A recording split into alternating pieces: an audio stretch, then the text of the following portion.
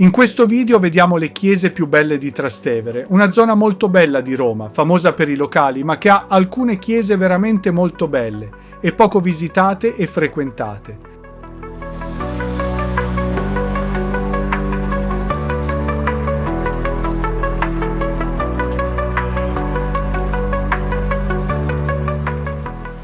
La prima che vediamo è la chiesa di Santa Maria dell'Orto. La chiesa risale al 1489, ma i lavori furono lunghi e interrotti più volte e l'edificio venne completato nella seconda metà del Cinquecento. L'aspetto esterno è rinascimentale, con una facciata molto sobria attribuita al Vignola. La sua origine è legata a un presunto miracolo avvenuto alla fine del Quattrocento, quando un uomo malato sarebbe guarito pregando davanti a un'immagine della Madonna dipinta vicino a un orto. Secondo la tradizione, infatti, il nome deriva proprio dagli orti che occupavano l'area prima della costruzione della chiesa.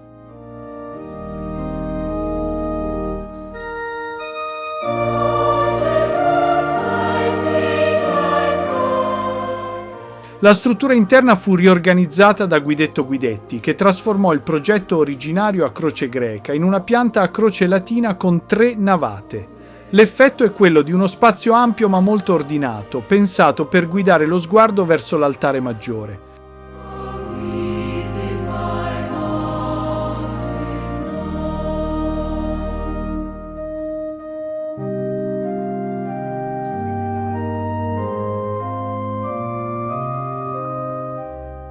La struttura interna è stata realizzata con lo scopo di guidare lo sguardo verso l'altare principale, ma anche di proseguire verso l'alto per l'affresco sulla volta.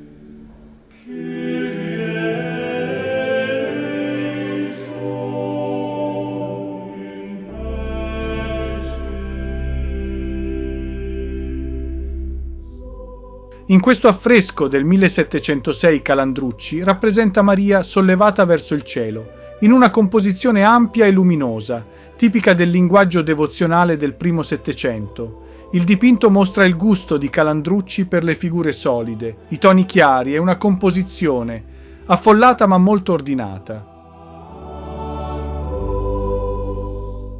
Inoltre l'affresco è circondato dagli stucchi di Camillo Rusconi che ne amplificano l'effetto scenografico.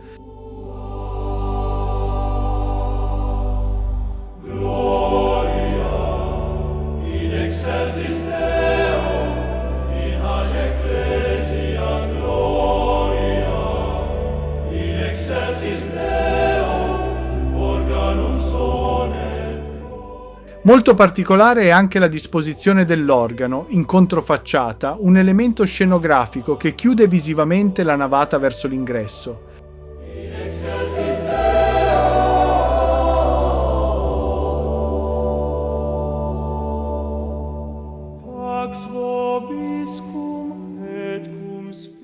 È anche presente uno specchio che permette di vedere in dettaglio il dipinto in alto.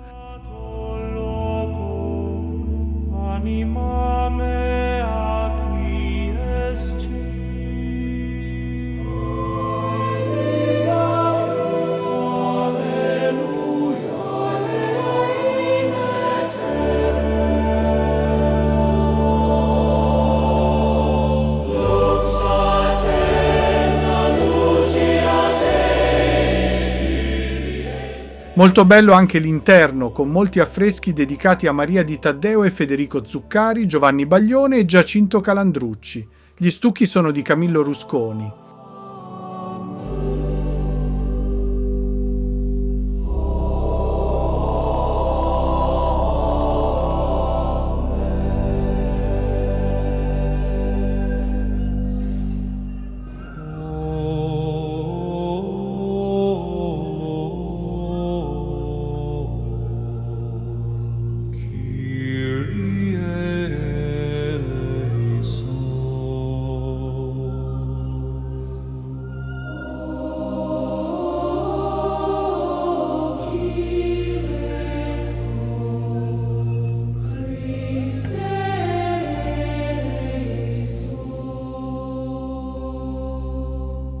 Sabtuam lucem ambulam sin silencio, fratres in umbra cordibus ardentibus.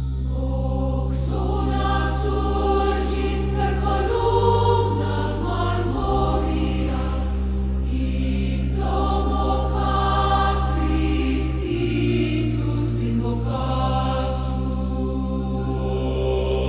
Gloria in lumine omnia tecamam, in alto templo coret anima. Gloria in lumine vocem nostram suscipe, pax in aeternum. Alleluia, alleluia.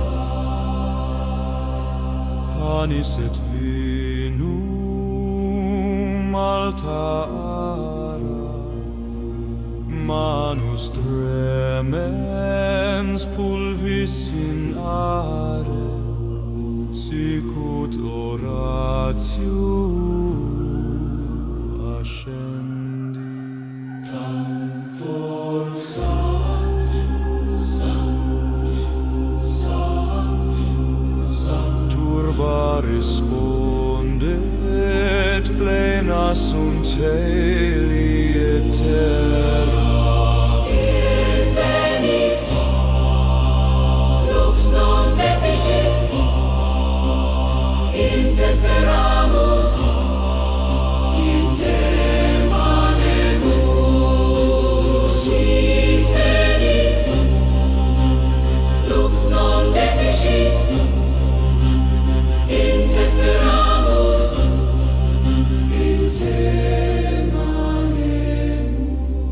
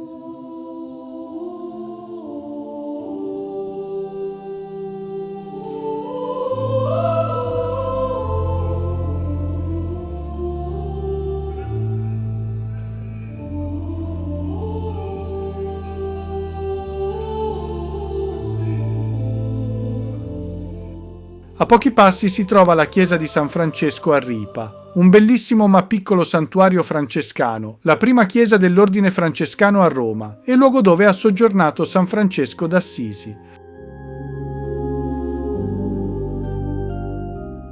La facciata è molto semplice, ma l'interno presenta molte cappelle decorate in stile barocco.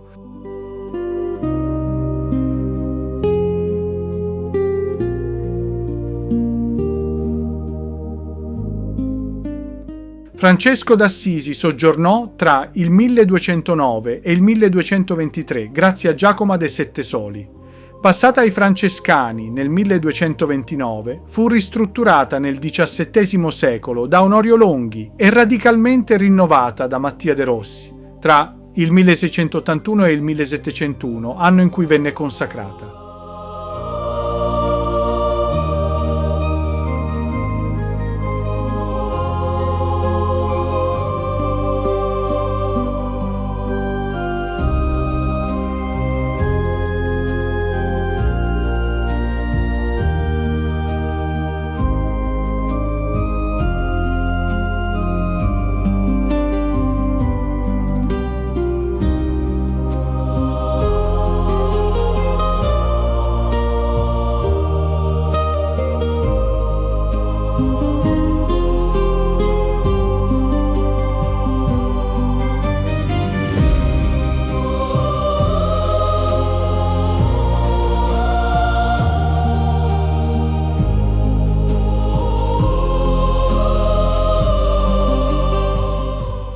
Ma l'opera da non perdere in questa chiesa è una scultura del Bernini, l'Estasi della Beata Ludovica Albertoni, realizzata tra il 1671 e il 1674 in un unico blocco di marmo bianco di Carrara. Raffigura la Beata Ludovica Albertoni, nobildonna romana e terziaria francescana, sdraiata su un letto in estasi mistica, con drappeggi realistici, mani sul petto e volto in espressione di dolore estatico. È anche tra le ultime opere del Bernini, realizzata quando aveva 76 anni.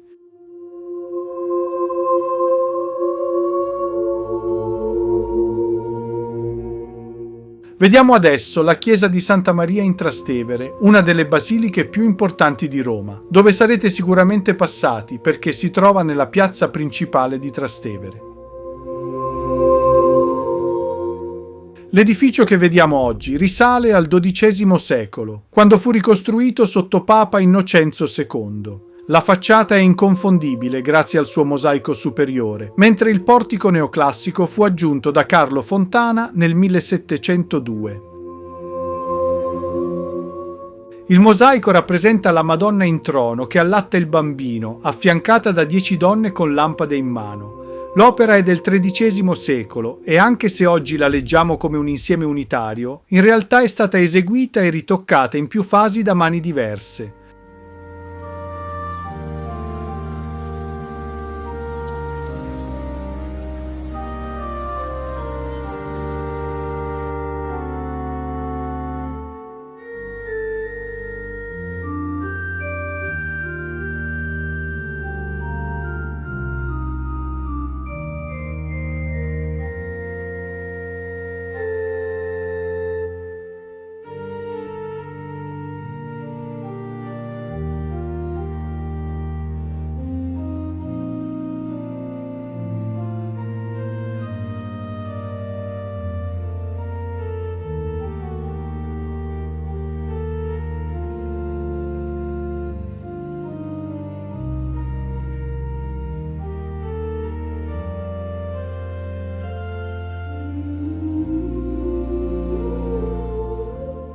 L'interno è a 3 navate, divise da colonne antiche in granito, probabilmente provenienti dalle terme di Caracalla. Il soffitto ligneo decorato e dorato, progettato da Domenichino nel 1617, dà alla chiesa un aspetto ricco ma ancora armonioso.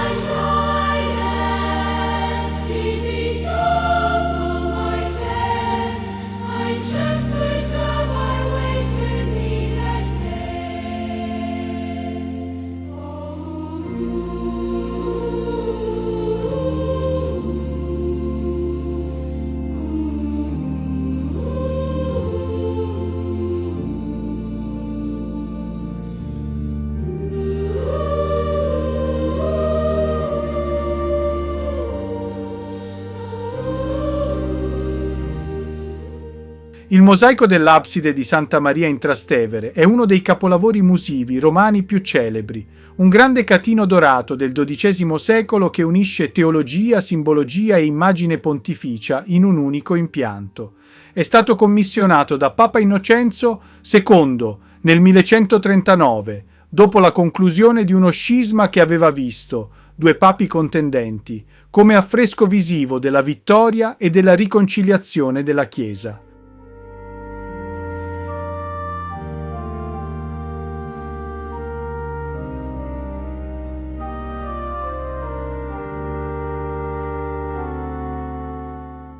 Ai lati compaiono 6 santi e in basso una figura in omaggio al Papa, Innocenzo II che regge il modellino della Chiesa, in segno di committenza e riconoscimento. Si vedono le 12 pecore, che rappresentano gli Apostoli, e in basso le storie della Vergine realizzate da Pietro Cavallini alla fine del 200.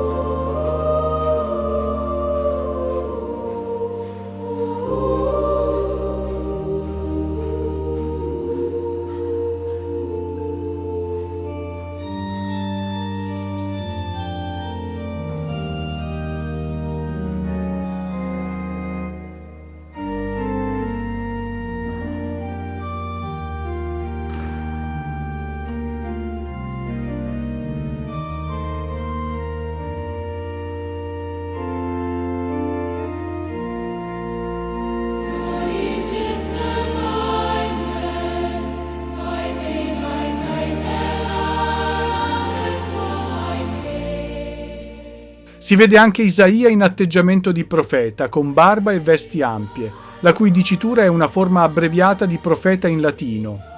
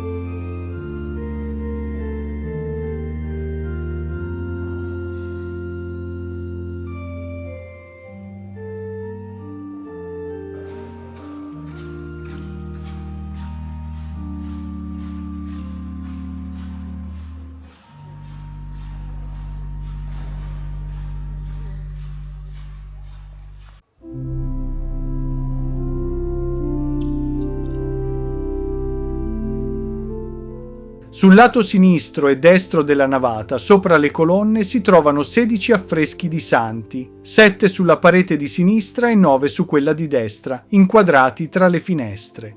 Raffigurano per lo più santi martiri e confessori, scelti come modelli della vita cristiana e guardiani simbolici della Chiesa, che guardano i fedeli che passano lungo la navata.